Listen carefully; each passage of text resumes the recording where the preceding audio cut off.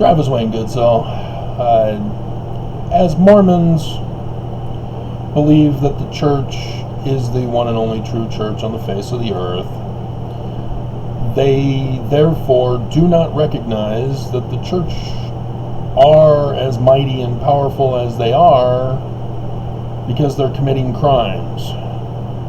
Nor are Mormons able to recognize that the church is using Mormons to become great and powerful while leaving Mormons behind to suffer in financial ruin and suffering with all sorts of afflictions, as the church incites Mormons even to commit crimes themselves, thinking that these Mormons are defending the church, as is their temple covenant oaths. That's why Nelson keeps pushing Covenant Path, because it all has to do with Mormon loyalty to the church over America, over your own lives, as the church just uses, abuses, and throws Mormons away. If you can't rise above the handicap that the church places Mormons in. And same is the story with the Philistines. When Saul was king, the Philistines came to battle. And if you don't know, this story did not happen. It has too many anachronisms in it, such as the Philistines.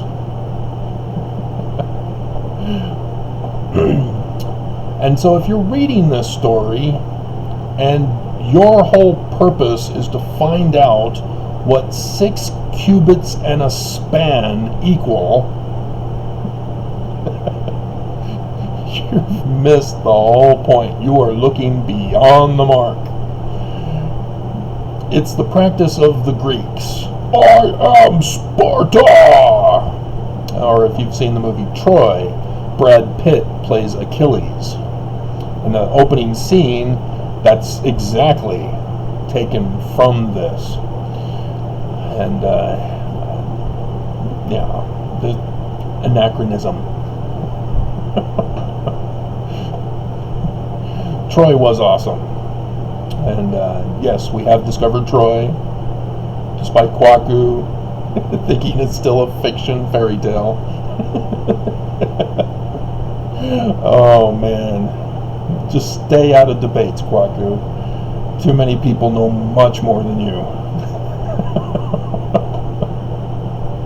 I think, case in point, again, Mormons think that because they're the one true church, they know it all, and they send out their lambs to the slaughter, who literally get slaughtered. I mean, for me, it was when I saw the video by Kwaku where he says, plagiarism is proof of the Book of Mormon's truth. I couldn't believe it.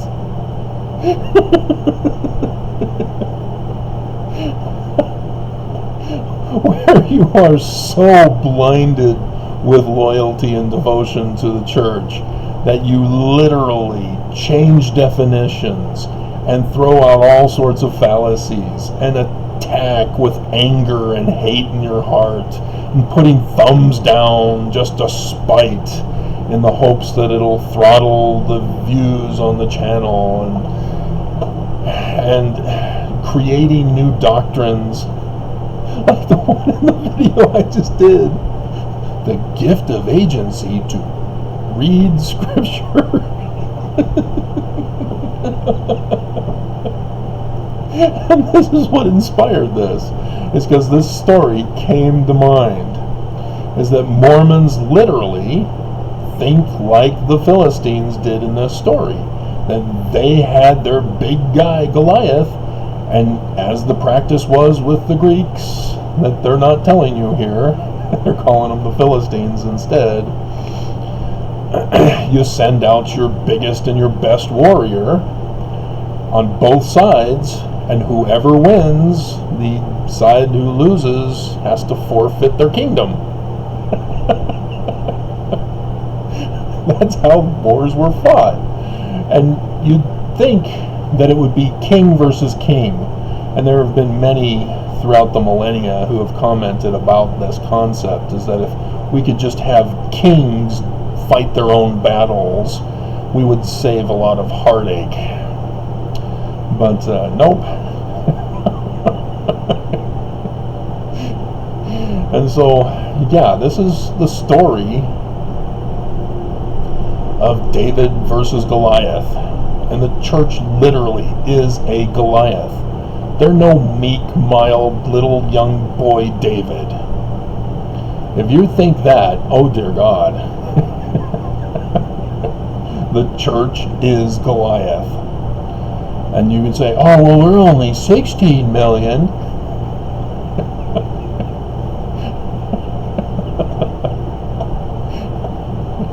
And so therefore, yeah. And how much money does the church have in comparison with Catholics and other organizations, even businesses? Oh dear God. So, yeah. No. The church is Goliath.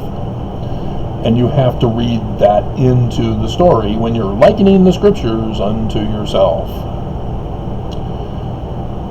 Is that the character of David is one for symbolism and messianic prophecy of the latter days. So,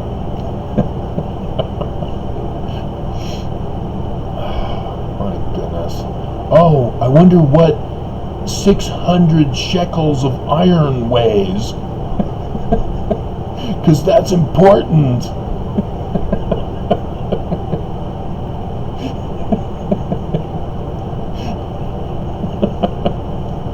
See, the story of David is true because 600 shekels was enough for a full buffed out man. And so David being unable to carry the armor is totally realistic, and therefore the story is true.